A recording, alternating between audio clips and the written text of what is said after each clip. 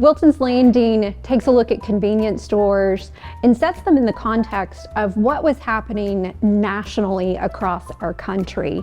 So we use Waco story, the people that lived here, the people that ran the convenience stores, building their businesses from the ground up as a way to showcase all of these ideas that are relevant to all of us as Americans. What was happening across the country in the early 1900s was the rise of the middle class, the invention of the automobile, and with that comes the idea of travel.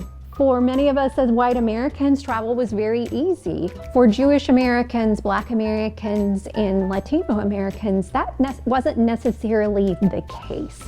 Jewish Americans in the 19-teens came up with the Jewish Travel Guide, which showcased places that made travels and vacations easier for them. In the 1930s, Hugo Green picked up on this idea, places that Black Americans could go and access the things that they needed to be able to travel safely.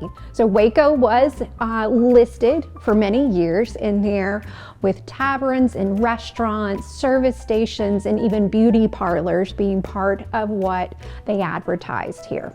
So the items that you see on display, many of them are items that we have in the museum's collection here. We trace Dr. Pepper's history at convenience stores from the 1920s up to today.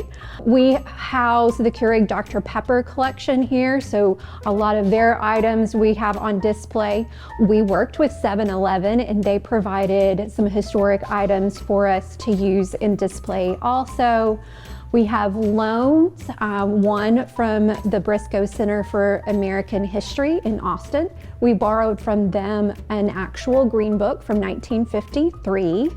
And then the Cruz family, we were able to borrow several of their items from their store. It closed in 2020, and a lot of the family members had saved several items, and so they're on display in the building behind me.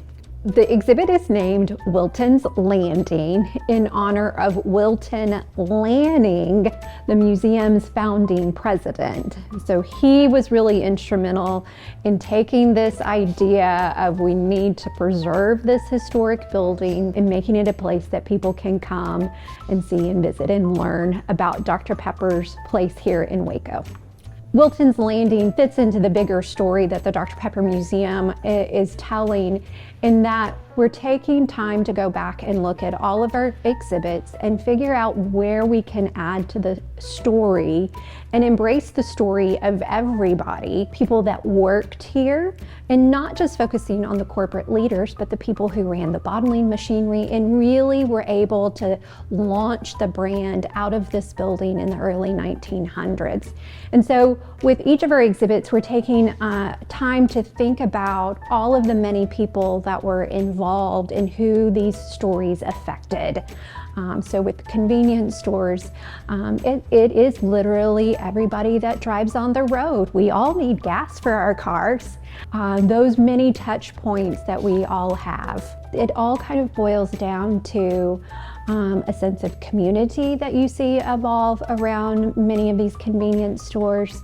Even if we're just traveling and we're in and out, we may be just a blip on the radar of that store, but there's so many people that depend on those stores to be able to get to where they're going and do what is required of their daily lives.